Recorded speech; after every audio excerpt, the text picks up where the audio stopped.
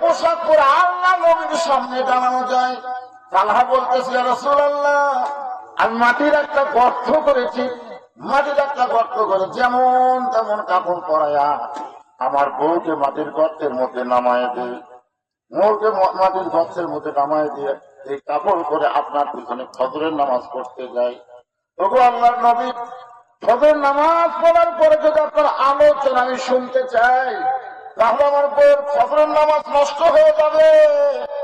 এই জন্য এক দৌড় এসে আমি যেমন তেমন কাপড় পরে এই গর্তের মধ্যে নামি। আর এই যে কাপড় পরে দরকার করলাম, এই কাপড়টা আমার বউকে আমি দিয়ে দিই।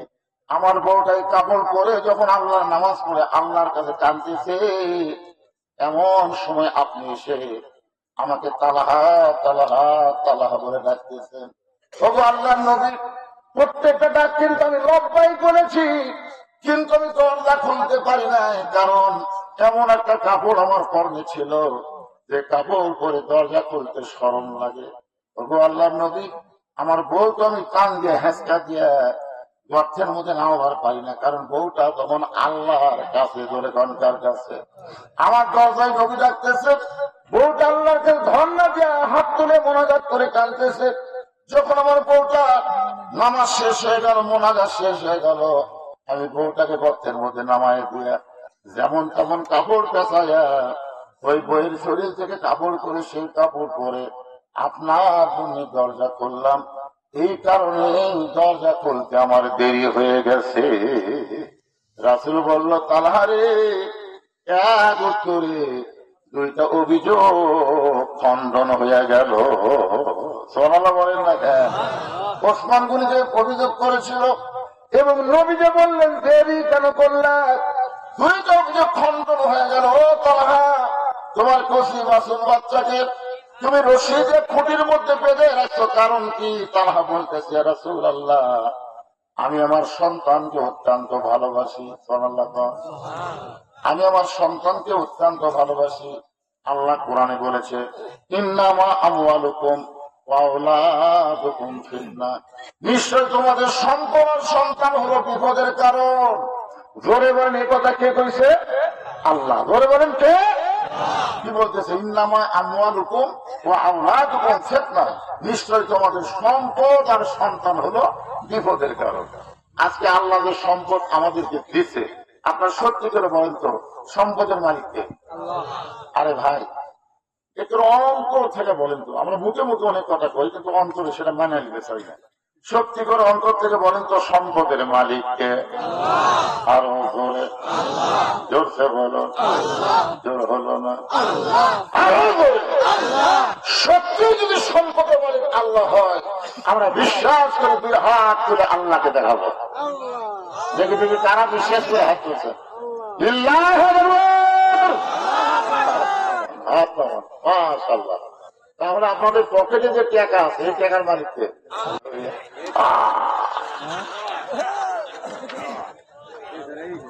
এই শোনেন, একটা জানলা দেওয়া লাগে, যত হাই দেন একটা কন্যা।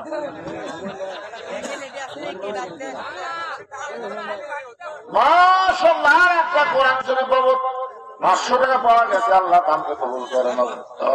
আমি হয়ে গেছে 21টা, আর মাত্র 14টা, আর মাত্র 14 জন আল্লাহর বান্দা 500 করে টাকা দিবেন। যদি কেউ মনে করে শুধু আমার বাপ মা 2 জন কবরে গেছে, বাপ মার জন্য 1000 টাকা দিলাম, এরকম নিয়ত করে দান করেন। বাগান দুনিয়ার সবচেয়ে বড় দান নবীর মাদ্রাসা, একটা কোরআন দান করবেন। 500 টাকা দিলি একটা কোরআন দানের সওয়াব আল্লাহ দিয়া দিবে। আল্লাহ নবী বললেন, তালহা, তোমার কফি মাসুম বাচ্চাকে তুমি অত্যন্ত ভালোবাসো। উমর ফারুক বলে, ইয়া রাসূলুল্লাহ, এই ভালোবাসাই তো হলো নিজের সন্তানকে রশি দিয়ে খুঁটির মধ্যে বাঁধা রাখা। রাসূল বলে, ওমর, তুমি কথা বলো না, তালহার কাছ থেকে শুনতে চাই, তালহা তার বাচ্চাকে কেমনে ভালোবাসে। ভালোবাসার বহিঃপ্রকাশ হলো চুমু খাওয়া, বুকে দেওয়া, কান্দে নেওয়া, তাই না? আমার বাবাকে আমি ভালোবাসি, কান্দি, মোবাইল চালু করে দিই, আমার বাবা আর কান্দে না। আমার বাবুকে এত ভালোবাসি, মোবাইল ছাড়া আমার বাবু ভাত খায় না। আমার বাবু হুজুর সেই বাবু মোবাইল না দিলে ওই খাই না, যখন ভাত খায় না কানসার টাকা চড় মানিয়ে মোবাইল দেখতে। যারা সন্তানকে ভালোবাসে তারা দুনিয়ার জন্য ভালোবাসে না, তারা জান্নাতের জন্য ভালোবাসা লাগবে। ধরে তোর কথা ঠিক কিনা? দুনিয়াতে ভালোবাসে বাড়ি গাড়ি সয় সম্পত্তি করে দিলে আপনি মরে গেলেন, ওই ছোট কোম্পানির ম্যানেজার হলো, ওই ভালোবাসার কাম হলো। আপনি কবরে বসতে বুঝবেন খেলা কাক কয়। যারা সন্তানকে প্রকৃত ভালোবাসে শোনেন তাদের কথা। তারা বলতেছে রাসূলুল্লাহ, এই যে আমার বাড়ির দরজায় একটা খুরমা খেজুর গাছ দেখতেছেন, এই যে আমার বাড়ির দরজায় একটা খেজুর গাছ দেখতেছেন গো নবী, এই গাছটার মালিক হলো একজন ইহুদি। আজ কয়েকদিন হয় খেজুরে পাক ধরেছে, রাতের বাতাসে ওই পাকা খেজুর গুলো টপ টপ করে গাছের গোড়ায় পড়ে। ওগো আল্লাহর নবী, আমি আপনার ভিতরে ফজর নামাজ পড়তে যখন যাই, যাওয়ার সময় চিন্তা হয় আমার সন্তান যদি চেতন পায়, আর চেতন পাওয়ার পরে ওই সকালবেলা বের হয় ইহুদির গাছের খুরমা খেজুর কুড়া কুড়া যদি খায়, আমি একজন মুসলমান, আমার সন্তান ইহুদির গাছের খেজুর খাবে, এটা কখনোই আমি কল্পনা করতে পারি না। ওগো আল্লাহর নবী, আমার মন বললো কি মসজিদে নিয়ে যায়, কিন্তু আর বয়স হলো মাত্র 4 বছর। ধরে তখন কয় বছর? 4 বছরের বাচ্চাকে কান্দে করে যখন মসজিদ থেকে রওনা দিলাম, আমার ইমান বলতে তালহারি রাসূল কিন্তু বলেছেন 6 বছর থেকে নামাজের তালিম দিবে। 4 বছরের বাচ্চাকে মসজিদ দিয়ে নিয়ে যায়, আর আমরা যদি নামাজ পড়িয়ে যদি নামাজ নষ্ট করে দেয়, কারণ ছোট বাচ্চারা মসজিদের মধ্যে যাবে কিন্তু একটা বয়স হলে যাওয়া লাগবে, একেবারে ছোট মোটো খাটো নিয়ে যাওয়া চলবে না। আমি ময়দান ঈদের নামাজ পড়াই, ঈদের দিনে কতগুলো ছোট বাচ্চাকে নিয়ে আসে, কি সুন্দর ফতুয়া পাঞ্জাবি গায়ে দিয়া 3 বছর 4 বছরের বাচ্চা। আমরা যখন রুকুর থেকে শেষ জাত গেছি, ওরা 4-5 জন একত্র হয়ে বলছে সবাই উপর হচ্ছে রে, উপর হচ্ছে রে। আমরা যদি শেষ জাত, ওরা করছে উপর হচ্ছে রে। কথা শুনে মুসল্লিও হাসে, আমি একটা ইমাম মানুষ ভাই, আমিও হাসি আটকা পাই। আমরা উপর হচ্ছে শেষ জাত গেছি। আপনারা বলেন ভাই, এটা অন্য নামাজ হলে দুহরে পড়ান যাবে, কিন্তু ঈদের নামাজটা দোহরে পড়ানোর কোনো সুযোগ আছে? আমি বুধবার মধ্যে বললাম, আগামী ঈদে 5 বছরের নিচে 6 বছর নিচে কোনো বাচ্চাকে মাঠে আনা চলবে না, কারণ এরা কিছুই বলবে।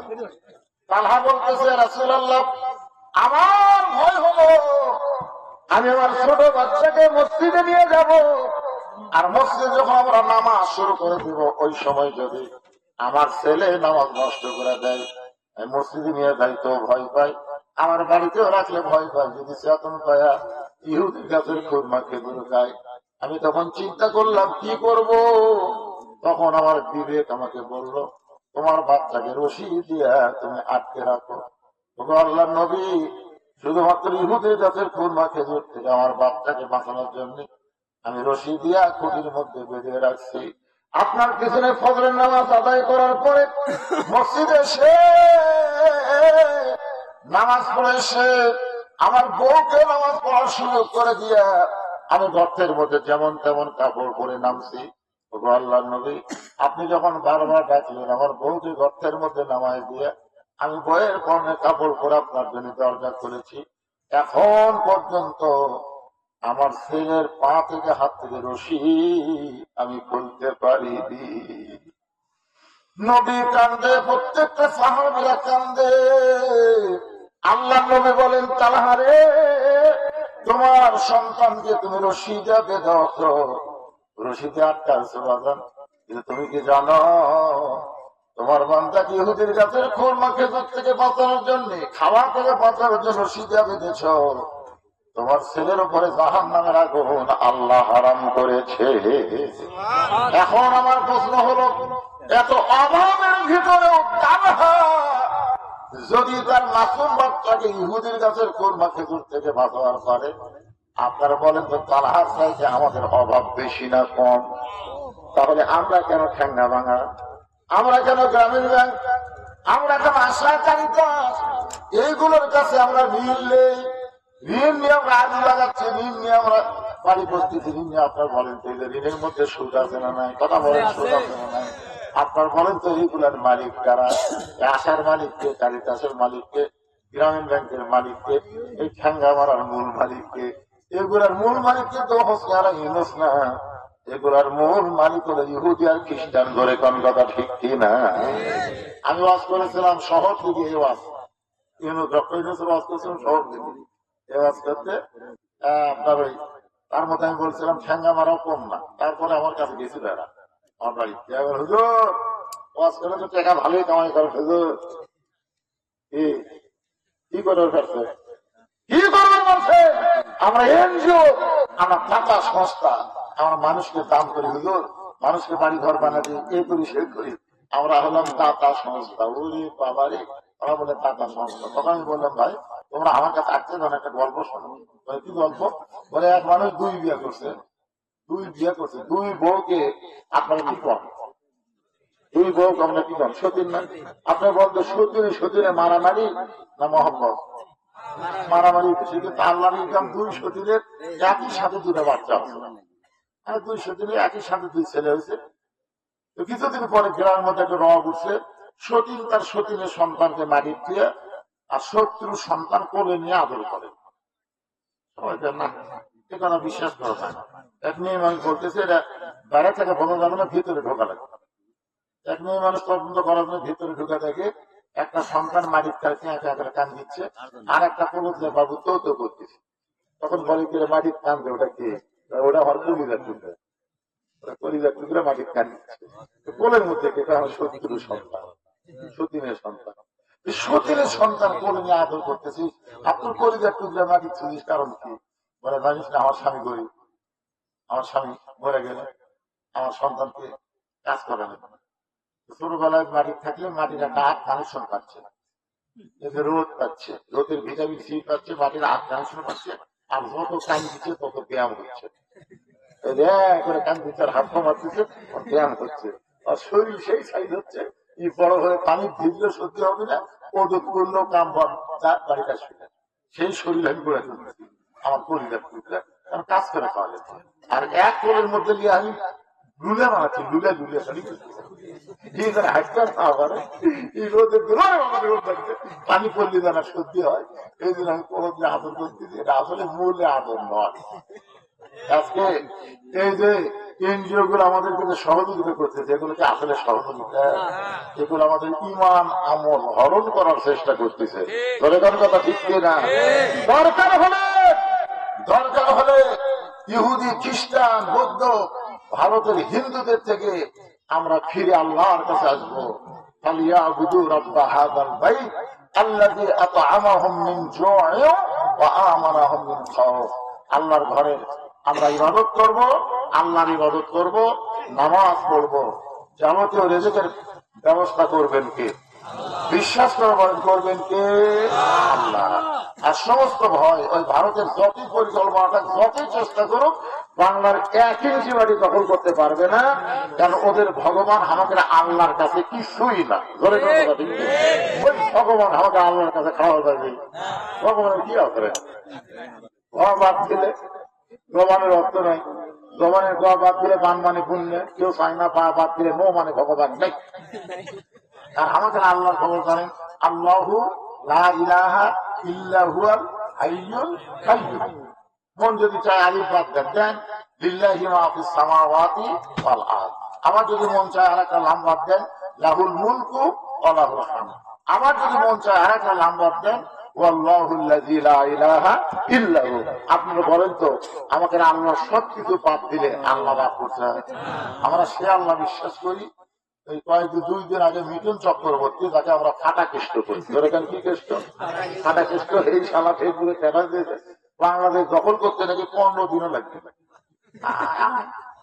আমি আমাদের যুবকদের বলবো 300 হাতে লাঠি বানাও, আসবি, আমরা লাঠি দিয়ে ঠেসা ধরবো, খুর দিয়ে টাকা পোলটা দেবো। পোলটা দেওয়া বোঝেন না, ওকে জিনিস খুব মাল বড় হয়ে গেছে তো এখন ওকে খুর দিয়ে টাকা এরকম পোলটা দেওয়া নেই। আমরা বাংলাদেশে ঢুকতেছে, আমাদের বিরুদ্ধে ভালো লাগবে। আল্লাহ ভাগ্য করে আমরা ইউনুস পাই। ধরে খান কি ভাই, ইউনুস বোঝেন না? আপনার ইউনুস বোঝেন না? বিপদের সময় কোন দোয়া করবেন? ইউনুস নবীরে খাইল মাছে গিলিয়া, ফেরেশতা পাঠাইলেন আল্লাহ ইসমে আজম দিয়া, দমে দমে সে হরদম পরশে ইসমে আজম, মাসেরি উদর হইতে বাঁচাইলে প্রাণ। সবাই বলেন আল্লাহু আল্লাহু, তুমি জানলে জালালুহু, শেষ করা তো যাই না দিয়ে তোমার গুণগান। আল্লাহ আমাদের সবাইকে ফজরের নামাজ, বলেন সবাইকে ফজরের নামাজ জামাতের সঙ্গে আদায় করার তৌফিক দান করুক। সকলে বলে আমিন। বলবেন না ভাইজান? কাটা তো আসলে ফজর কাদা করলে বক্তাও পিছন খাবি, মাহফিল কমিটিরাও খাবি, আপনারাও খাবেন। সারা জীবনের ওয়াজ যদি এক পাল্লায় দেওয়া হয় আর একটা ফজরের নামাজ যদি আর এক পাল্লায় দেওয়া হয়, আপনার বলতে কোনটা করুন বিষয়? এই জন্য আপনারা সবসময় চেষ্টা করবেন যেই তারিখে বিজ্ঞাপন সেই তারিখের মধ্যে মাহফিল যেন শেষ হয়। বগুড়ার মানুষ চালাক হবে। কয় তারিখে মাহফিল? 2 তারিখে। এখন ঘড়ির টাকা দেখেন 3 তারিখ হয়ে গেছে, কি করবেন? আমরা 2 তারিখের দাওয়াত দিয়ে 3 তারিখে মোনাজাত করতেছি। ইস্তেগফার পড়ে আস্তাগফিরুল্লাহ রাব্বি মিন কুল্লি যামবি ওয়া তুবু ইলাইহি লা হাওলা ওয়া লা কুওয়াতা ইল্লা বিল্লাহিল আলিয়্যিল আযীম। আল্লাহুম্মা আমিন। আল্লাহুম্মা আনতাস সালাম ওয়া মিনকাস সালাম তাবারাকতা ইয়া যাল জালাল ওয়াল ইকরাম। আয় আল্লাহ তাআলা, কত কঠিন শীতের ভিতরে টক টক করে নিয়র করতেছে। এই শীত প্রতীক্ষা করে তোমার যে সমস্ত বান্দা বান্দিরা আরামের বাড়ি ঘুমকে বাদ দিয়া কোরআন হাদিসের মহব্বত করে যার মধ্যে নিয়ে এই জান্নাতের বাগানে বসে বসে কোরআন হাদিসের আলোচনা শোনার শেষে আমি গুনাহগারের সঙ্গে রহমতের দরজায় ফকির হয়ে দোকানে হাত তুলেছে। মেহেরবানি করে আজকের মাহফিল আমাদের সকলের হিদায়াতের জন্য, নাজাতের জন্য, জান্নাতের জন্য কবুল করো। এই মাহফিলের শুরু থেকে শেষ পর্যন্ত যত আলোচনা হয়েছে আল্লাহ, এর মধ্যে যদি ত্রুটি হয়, ভুল হয়, মাফ করে দাও। এর হাদিয়া মঞ্জুর করো। সোনার মদিনায় নবী পাকের রওজা মোবারকে আল্লাহ কবুল করে নাও। তামাম আম্বিয়া কিরাম, আসহাবে কিরাম, তাবিঈন কিরাম, তাবিঈন কিরাম, তামাম পৃথিবীর মাটির নিচে যত মুমিন মুমিনা শুয়ে আছে আল্লাহ, সকলের আরওয়াহ করে হাদিয়া কবুল করো। আল্লাহ, আমরা যারা হাত তুলেছি আমাদের জনম যখনই মা যাদের কবরে গেছে আল্লাহ, মেহেরবানি করে মায়ের কবর জান্নাতের টুকরা বানিয়ে দাও। বাবার বাড়িঘর সবই আছে, আমাদের যাদের অন্ধকার কবরে চলে গেছে আল্লাহ মেহেরবানি করে বাবার কবর জান্নাতের টুকরা বানিয়ে দাও। আমাদের দাদা দাদি নানা নানি আত্মীয় স্বজন শ্বশুর শাশুড়ি যাদের কবরে গেছে আল্লাহ মাফ করে দাও। মাবুদ, এই মাদ্রাসাকে কিয়ামত পর্যন্ত কবুল করো। এই মাদ্রাসার জায়গা জমি দিয়া কবরে চলে গেছে যারা আল্লাহ, তাদের কবরকে জান্নাতের টুকরা বানায় দাও। আল্লাহ, এই মাদ্রাসায় নগদে বাকিতে যারা দান করেছে করবে আল্লাহ, সব দানগুলোকে জান্নাতের বিনিময়ে কবুল করে নাও। এই মাদ্রাসার ম্যানেজিং কমিটির সভাপতি, সহ সভাপতি, এই মাদ্রাসার সেক্রেটারি, মাদ্রাসার কেশিয়ার, মাদ্রাসার মুহতামিম, মাদ্রাসার উস্তাদ, মাদ্রাসার তালবের যাদের মাথায় পাগড়ি দেওয়া হলো আল্লাহ, সকলকেই জান্নাতি কবুল করো। আল্লাহ, এই টক টক করে নিয়োগ করতেছে আল্লাহ, কঠিন শীতে তোমার পাগল বান্দারা খেলের মধ্যে বসে আমিন আমিন করে আল্লাহ, আজকের মাহফিলকে জান্নাত পর ওসিলা হিসেবে কবুল করে নাও। আল্লাহ, আমি অসুস্থ, আমার মতো যারা অসুস্থ অবস্থায় হাত তুলেছে আল্লাহ, সুস্থতার নিয়ামত দান করে দাও। আমার মা বোনেরা পর্দার অন্তরালে বসে বসবাস শুনেছে, আমি সালেহা পদ্মাঞ্জ কবুল করে মা ফাতেমার চরিত্র দান করে দাও। গোটা বিশ্বের মুসলমানকে আল্লাহ তুমি হেফাজত করো। আমার বাংলাদেশের প্রতি আল্লাহ তুমি খাস রহমত নাজিল করো।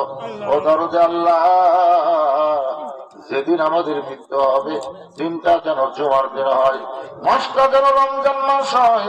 ইমানের সাথে ইজ্জতের সাথে দুনিয়া থেকে বিদায় নেওয়ার কালে আমাদের সকলের জবানে তুমি জারি করে দিও।